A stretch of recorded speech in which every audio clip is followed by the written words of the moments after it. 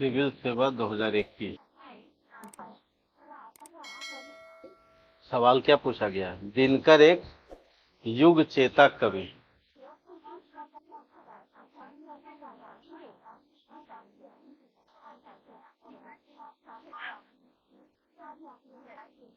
दिनकर एक युग चेता कवि। आप लोग नोट नहीं करते हैं तो भूल नहीं जाते हैं? याद रहता है? जैसे केवल सुन लिया तो उतरते उतरते गायब हो जाता होगा।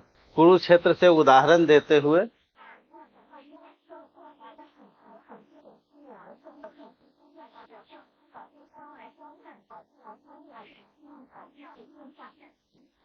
कुरुक्षेत्र से उदाहरण देते हुए कथन की सत्यता बता।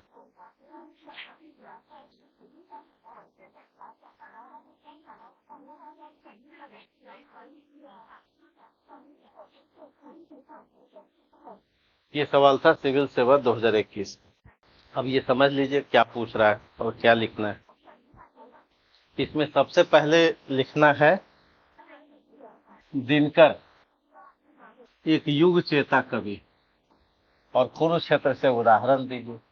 ये 3 पार्ट है इस सवाल पे। सवाल के 3 पार्ट। तो सबसे पहले क्या लिखना है? भूमिका। दिनकर कब के कवि हैं? छायावादोत्तर कवि।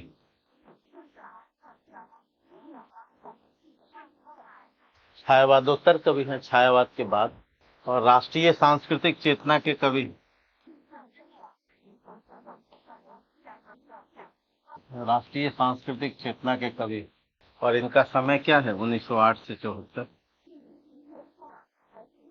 भूमिका लिखा। फिर आपने बताया युग चेता का क्या मतलब, जो आप पूछ रहे थे।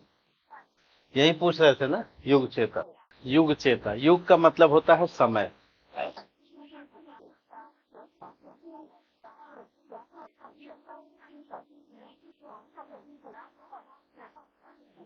युग का मतलब क्या होता है? जैसे कहते हैं कि आप किस युग में पैदा लिए, तो आप कहिए कि जी हम 21वीं सदी के बच्चे हैं। नहीं, आप सब लोग किस सदी के बच्चे हैं? 21वीं सदी के बच्चे। तो 21वीं सदी के बच्चे हैं और 21वीं सदी की समस्या यदि आप जानते हैं तो इसका मतलब आप युग चेता व्यक्ति हैं। चेता मतलब चेतनशील, अवेयर। चेता का मतलब क्या हुआ? जो अवेयर, जो जानकार, जो सजग। भाई युग चेता का मतलब क्या हुआ? ज्यादातर लोग 90% सोने वाले लोग रहते, वो सजग नहीं रहते। अगर सोने वाले नहीं रहते तो भारत की दशा ऐसी नहीं होती। ज्यादातर लोग क्या रहते हैं? सोए रहते हैं। सोए रहते मतलब रात में, दिमागी तौर पर सोए। ठीक है। तो 90% लोग क्या रहते हैं? सुसुप्त रहते हैं, सोए रहते हैं। उनको नहीं मतलब। और सोना कई तरीके से। जैसे अभी वोट देना है, सारे युवा कह रहे हैं क्या फायदा वोट देने से। नहीं, इसका मतलब है कि राजनीतिक रूप से हम सोए हुए। राजनीतिक रूप से हम क्या है? सो गए। कैसे नहीं पता। और कैसे नहीं, भाई सारा काम तो राजनीति ही करती है। आप पढ़ेंगे कि नहीं पढ़ेंगे, ये वातावरण ठंडा रहेगा कि नहीं रहेगा, एमसीडी पढ़ने देगी कि नहीं पढ़ने देगी, है ना। आपके जो आने वाला जो भविष्य वो कैसा होगा, सब कौन डिसाइड करता है? राजनीति। और जब सब कुछ आपकी आप क्या खाएंगे, कैसा समाज होगा, कौन सी ट्रेन होगी, कितनी महंगाई होगी, सब कौन निश्चित करेगा? राजनीति। और जो मेरा पूरा सब कुछ निश्चित कर रहा है उसके बारे में हम कह रहे हैं कि हमको क्या फायदा है वोट देने से। नहीं, तो इसका मतलब क्या हुआ? क्या हुआ? हाँ, इसका मतलब हुआ कि हम पॉलिटिकल रूप से सोच चुके हैं। लेकिन दिनकर सोए हुए नहीं। दिनकर क्या है? युग चेता। युग चेता है का मतलब उस युग की, और उस युग की ही नहीं, आप कह सकते हैं कालजयी आदमी है। कालजयी मतलब ये महाभारत से चीजों को देख रहे हैं और आगे भी देखेंगे, मर गए तब भी 21वीं सदी 22वीं सदी में भी पढ़ाया जाएगा। ये शाश्वत समस्या पर विचार कर रहा है। इसलिए कुछ लोग होता है युग चेता कि भाई चलिए हम 2022 समझ रहे हैं, 2024 समझ रहे हैं, या पूरा 100 साल समझ रहे हैं। लेकिन कुछ लोग ऐसे होते हैं कि अतीत पास्ट हजारों साल, पर हजारों साल बाद कई ऐसी समस्याएं होती हैं जो हमेशा बनी रहती हैं। उन समस्याओं पर जो बात करता है उसको कहेंगे युग चेता। तो युग चेता कई तरह, जैसे गांधी हमारे सदियों तक बने रहेंगे, इतना दे दिया है, अपने हिस्से का इतना दे दिया है कि समाज क्या है, विश्व ऋणी है ना, ऋण है विश्व पर, इसलिए विश्व याद करेगा उनको, मजबूरी में भी करे। तो दिनकर की जो ये रचना है, कह रहे हैं कि ये जो समस्या है, युद्ध की समस्या एक दिन की नहीं है और शोषण की समस्या एक दिन की नहीं है। तो दिनकर युग चेता कवि। प्रश्न एक बार फिर से पढ़िए। दिनकर एक युग चेता क्यों हुए? क्योंकि उन्होंने एक शाश्वत समस्या पर विचार किया। शाश्वत समस्या क्या है? युद्ध एवं शांति। बहुत बड़ी समस्या है। अगर शांति का काल होगा तो निर्माण का काल होगा, सुव्यवस्था का काल होगा। तो दिनकर एक ऐसे प्रॉब्लम पर विचार कर रहे हैं जो एक दिन का नहीं है, पीछे से चला आ रहा है और आगे भी चलता रहेगा, और इस पर एक समाधान देने की कोशिश कर रहे हैं। और ये कोशिश झकझोर रहे हैं। आप जब पढ़ेंगे ये रचना तो आपको नींद से जगना चाहेंगे तो जग सकते नहीं।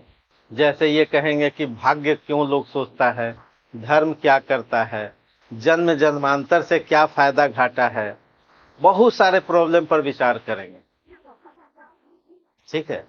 और इसका सॉल्यूशन वो देंगे, मनुष्य को क्या करना चाहिए, धन के प्रति क्या करना चाहिए, बहुत सारी बातें है ना। तो छठा सर्ग छेपक है, बाद में जोड़ा गया है, तो उसको अगर छोड़ दिया जाए तो बाकी जो सर्ग हैं सब बहुत विचार प्रधान। इसलिए दिनकर क्या है, युग चेता। कह रहा है कि कुरुक्षेत्र से उदाहरण दीजिए। तो पहले आप युग चेता को बताइए, बता दीजिएगा। युग चेता का मतलब युग की समस्याओं की समग्र समझ। लिख लीजिए युग चेता का मतलब क्या, 2-4 लाइन लिखिए। दिनकर एक युग चेता कवि, युग चेता चिंतक। दिनकर एक युग चेता चिंतक हैं। युग चेता का अर्थ होता है, युग चेता का अर्थ होता है, युग चेता का अर्थ होता है अपने युग की सभी समस्याओं की, सभी संश्लिष्ट समस्याओं, क्योंकि समस्याएं सब मिली जुली रहती हैं, कि सभी संश्लिष्ट समस्याओं का की लिखे की संपूर्ण समझ, सभी समस्याओं की संपूर्ण समझ या समग्र समझ या सम्यक समझ, जो भी शब्द आप देना चाहें, सम्यक समझ या संपूर्ण समझ, तथा उसका बुनियादी समाधान, राष्ट्रकवि दिनकर ने महाभारत युद्ध, द्वितीय विश्व युद्ध एवं शाश्वत चलने वाले युद्ध की समस्याओं को निरंतरता में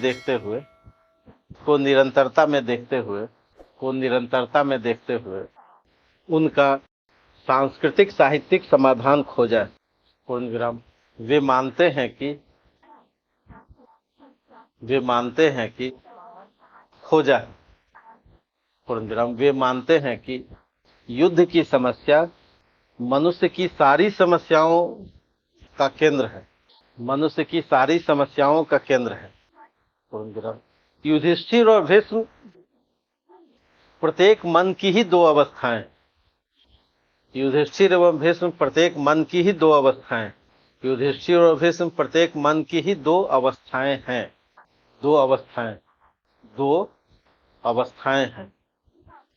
जो युद्ध के कारण, उसकी पृष्ठभूमि, उसका दायित्व तथा समाधान खोजा है। समझ में? अब आप फिर आगे लिखिएगा वही कि क्यों सामाजिक विषमता है, क्यों आर्थिक विषमता है। ठीक है। अब आपका काम क्या रहेगा कि प्रत्येक रचना से 10-10 उदाहरण जो आपको सूट करता, हर आदमी को अलग अलग आनंद आएगा।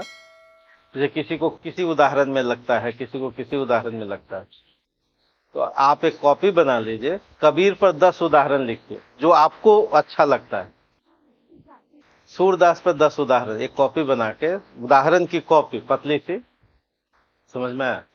और पतली सी कॉपी में आपको करना क्या है, दूसरे से पूछ के नहीं, आपके नोट्स में हमने जो बताया है उसमें से आपने नोट किया होगा, उसमें से 10 जो आसान आपको लगता है वो नोट कर लेना।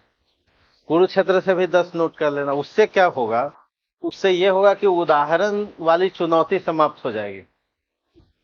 क्योंकि हो सकता है आपको कोई और टेस्ट हो, उनका कोई और हो सकता है, किसी को लगे कि नहीं हमको कबीर में ये नोट करना है, हिंदू कहते हैं राम हमारा, उसको वो अच्छा लगता है। किसी को अच्छा लग रहा है कि दुनिया ऐसी बावरी पाथर पूजन जाए। तो जिसको जो आसान लगता है वो उदाहरण क्या कर लीजिए, हम नोट कर लीजिए। और दिन में एक आध बार उसको क्या कीजिए, हाँ पन्ने पलट लीजिए। जैसे खाने से पहले, सोने से, कभी भी जब दिल न लगे, जब जीएस पढ़ते पढ़ते बोर हो जाए, है ना, तब एक बार क्या कीजिए, और नहीं तो अपने पार्टनर को सुना दीजिए, सुनो एक कविता सुनाते, ठीक है, उसको समझा दीजिए। तो ऐसा होने से एक जगह एक कॉपी में रहेगी। ठीक उसी तरह से गोदान में 10 लाइन जो अच्छी लाइन आपको लगती है, कहानियों में 10 लाइन जो होता है ना, हर आदमी के टेस्ट के हिसाब से, कोई प्रेम वाला टेस्ट है, कोई कुछ वाला टेस्ट है, नहीं कोई प्रकृति का टेस्ट है। तो जो आपको लाइन अच्छा लगे उसको क्या करना है, नोट कर लो। हर चीज में, कविता में भी और गद्य में। तो उससे क्या होगा कि आसानी हो जाएगी लिखने में, क्योंकि वही उदाहरण बार बार काम आते हैं। जैसे गृहिणी कोई खाना बनाती है तो सब बॉक्स में रखते हैं ना, हल्दी का ये बॉक्स है, नमक का। तो वैसे ही 10 अगर बॉक्स किचन में है, उससे तरह तरह के व्यंजन बन जाते हैं। तो वैसे ही बॉक्स में आपके 10 उदाहरण, उससे कोई भी सवाल आएगा तो आप लिख लेंगे। अब ये कला सीखनी पड़ेगी। जैसे कैसे घर की जो मालकिन होती है वो सब बना कैसे लेती है, व्यंजन सामान तो सामग्री उतनी ही रहती है, तो सबका केवल अनुपात अलग अलग होता है। ठीक वैसे ही ये क्वेश्चन क्या है, व्यंजन। आपके पास 10 उदाहरण है और कुछ विचार है। अब उस 10 उदाहरण और उस विचार से हर क्वेश्चन लिखा जाएगा, क्लियर है। तो इसमें क्या करना पड़ेगा, खुद बनाना भी पड़ेगा। तो कभी अच्छा नहीं बनेगा, कभी जैसे आपने एक अच्छा लिखा भी उत्तर, ठीक है, तो कभी अच्छा नहीं लिखेंगे, कभी बुरा लिखेंगे। व्यंजन बनाना आप ही को है, आपके पास इंग्रेडिएंट है। अब 2-4 बार बनाएंगे तो फिर क्या हो जाएगा, ठीक हो जाएगा। हाँ नहीं बनाएंगे, मान लिया एक ही दिन रोटी बनाए तो गोल थोड़े बनेगा, नहीं, तो 2-4 दिन बनाना पड़ेगा। हाँ हाँ, दिया जा सकता, दिया जा सकता। क्लियर हुआ।